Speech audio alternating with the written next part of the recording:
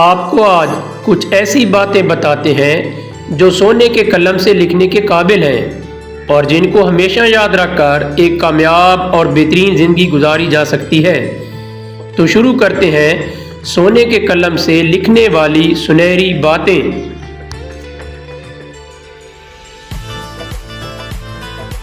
جو فیصلے قرآن کو پڑھ کر ہونے چاہیے ہم لوگ وہ قرآن پر ہاتھ رکھ کر کرتے ہیں۔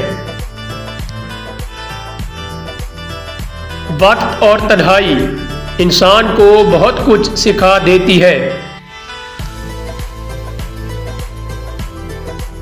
کچھ وقت اور کچھ واقعات انسان کو اتنا خاموش بنا دیتے ہیں کہ ضروری بات کرنے کو بھی دل نہیں کرتا۔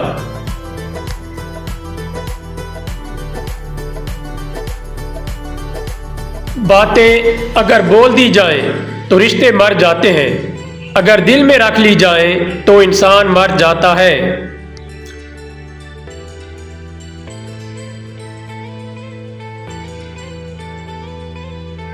دنیا وہ کتاب ہے جو کبھی نہیں پڑھی جا سکتی، اور زمانہ وہ استاد ہے جو سب کچھ سکھا دیتا ہے۔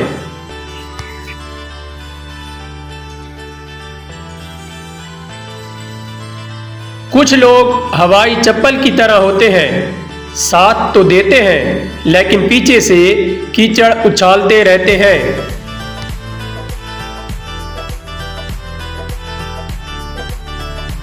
فکر نہ کرو، میں ہر مشکل میں تمہارے ساتھ ہوں۔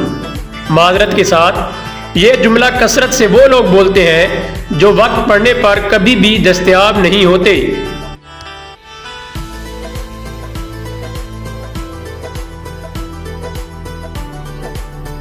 زندگی کی مثال لڈو کے دانے سے سمجھی جا سکتی ہے۔ امید ہمیشہ 6 کی ہوتی ہے، لیکن ایک بھی آئے تو چلنا پڑتا ہے۔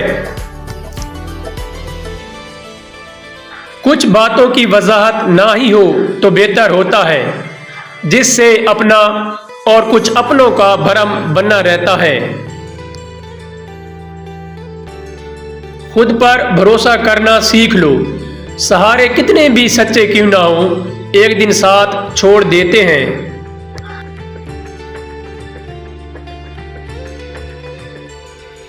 زندگی استاد سے زیادہ سخت ہوتی ہے۔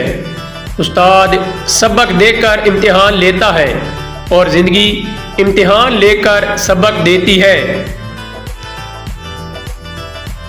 کبھی کبھی ہم کسی کی زندگی میں اتنے اہم نہیں ہوتے جتنا سوچ لیتے ہیں۔ جو مخلص ہیں وہ بے وقوف تصور کیے جاتے ہیں۔ یہاں مطلب پرست لوگ عقل مند کہلاتے ہیں۔ مخلص لوگوں کو ڈھونڈیے، مطلبی لوگ تو خود آپ کو ڈھونڈ لیں گے۔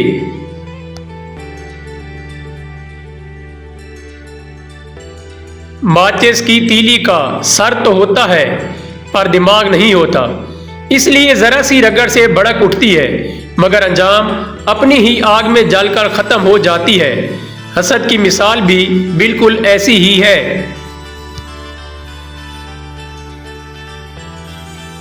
وقت بتا دیتا ہے سب کی اوقات، بڑی باتیں تو سب ہی کر لیتے ہیں۔